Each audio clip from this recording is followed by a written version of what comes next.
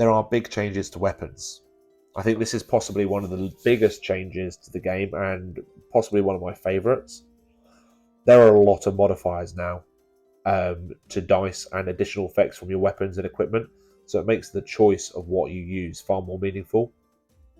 You do still have to equip your groups with the same weapon. So apart from the commander can have a different weapon. That's why you would roll different coloured dice for him. But there's a lot of modifiers, there's a lot of additional effects. As you can see here, a sword, you get a +1 to your attack roll. So if you were for example, let's take a Baron, a tier 3 Baron, and he went for a Veteran, he's hitting on a 4+. Give him a sword, he's hitting on a 3+. Give him a two-handed weapon, and he's hitting on a 2+. So that's the difference. Rather than editing your, as they did in the first edition, rather than editing the score that's on the profile there, they actually you just do it directly. So there's no more having to remove costs of warriors, so like having to remove 2 points, which was always a bit of a ball ache trying to work out what you've got to take off if you want to swap the weapon. So say if you had, here you've got a mounted sergeant, if you wanted to give him a mace, you had to take a point off. If you wanted to give him a bow or spear or mail or bow or spear, or you have to take points off. It could get quite confusing. But my favourites so far, I like the look of swords. They give you parry, which is a +1 to shield rolls in melee. Or if you don't have a shield, which of course wouldn't apply for a knight because a knight must choose shield. If you had sort of like a group of levy with swords, you get a 9+ shield roll, even if you don't have a shield. Spears, love the changes to spears. When you're making a melee attack, if you've got, normally it would be the guys who are in base contact, and then anyone essentially directly behind them within an inch would contribute attack dice to the pool.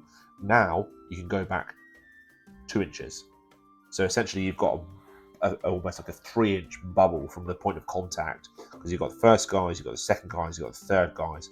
They can all contribute attack dice, which really is going to make large groups of spears quite good, because you could just overwhelm an enemy group.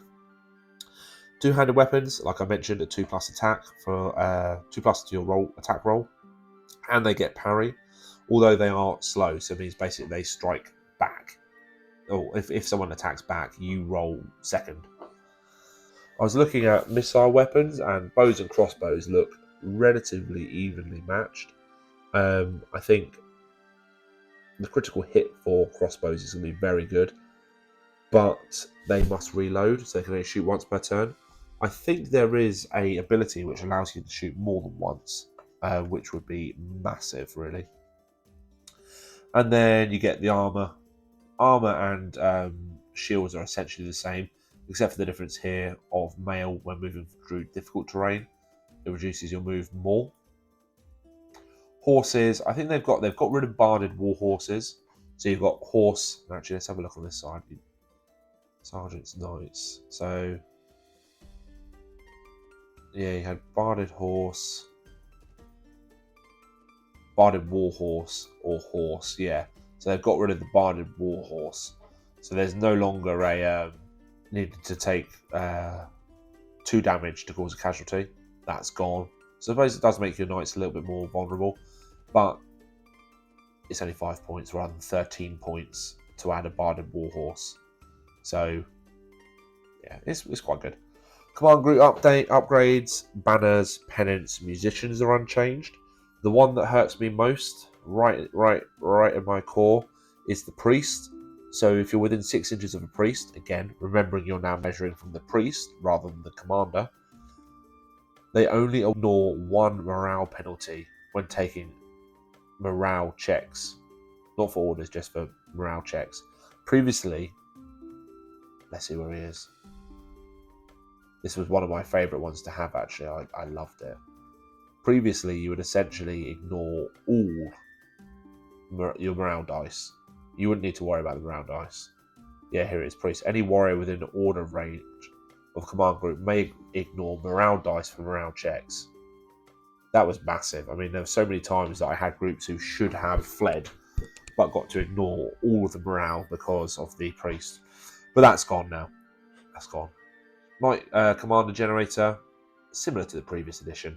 I've never really used it that much. It's mainly just I build the profile from what we were looking at a minute ago. You've got a sort of list of key characters, historical context. It's very good. So you've got King John. He's got a profile. You've got William Marshall, who's got a profile. William Marshall, and then of course you've got Louis the Lion. And then yeah, right, we're getting to the end actually. We've got a glossary, which is nice. I think they always had a glossary. Did they have a glossary? Yeah, they got a glossary. And which is nicely laid out. You got quick reference sheets at the back, which are useful. Especially if you're using a PDF version, it'd be useful to just keep those saved as screenshots even. You've got army rosters in the old edition. You don't have those anymore. The quick reference sheet, I think, I'm not sure which I prefer. I think I liked the old edition where it was all in a table, whereas now they've got a bit more sort of like list and then table. But they both do what they need to do. There's not much more to it. And that's essentially it. What I will say, they've got these lovely colour sections at the back.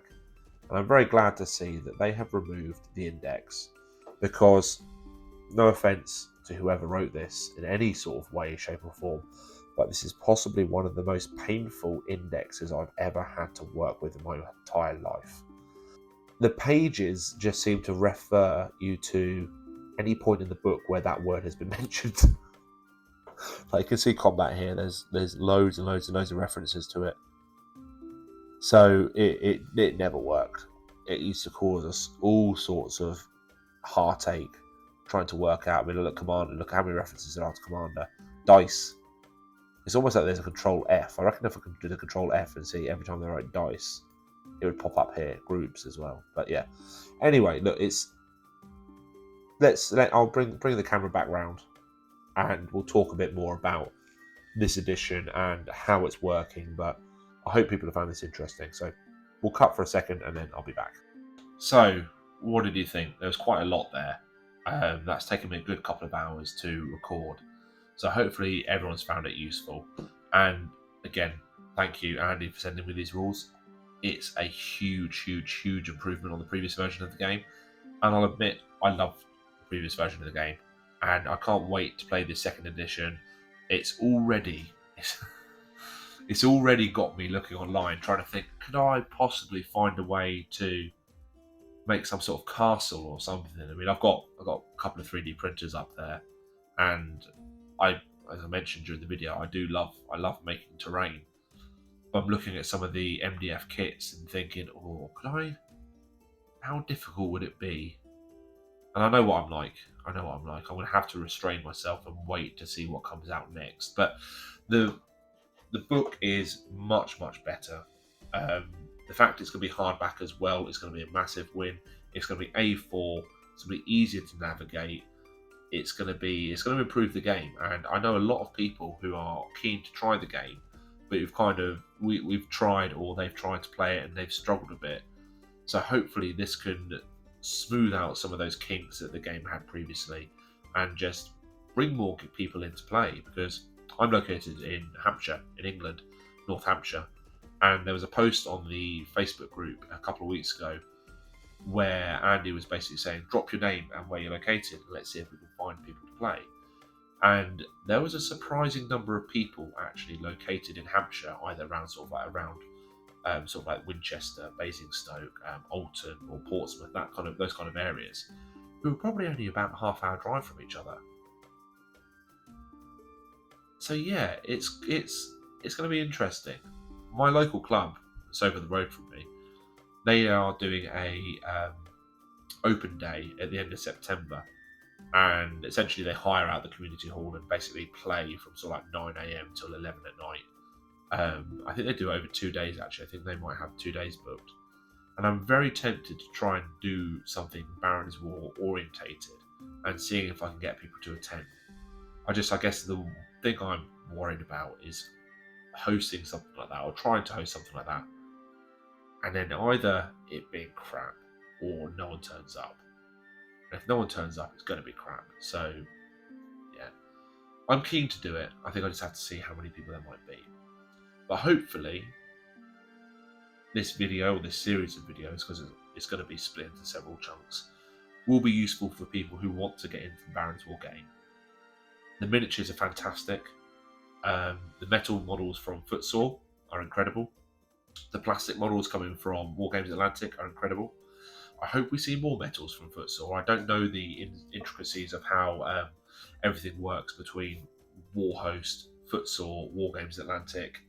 There seems to be all sorts of crossover between people working in different places. I hope it does mean that there's going to be more metal models, because those are my favourite. The plastics are great, but the metal ones are my favourite. So yeah, there's lots of exciting stuff to come, and hopefully I can do more content for people on the Barons War. So thanks for watching. I hope this has been useful. Apologies if any of it has been dog shit, but yeah. Thanks for watching. Bye.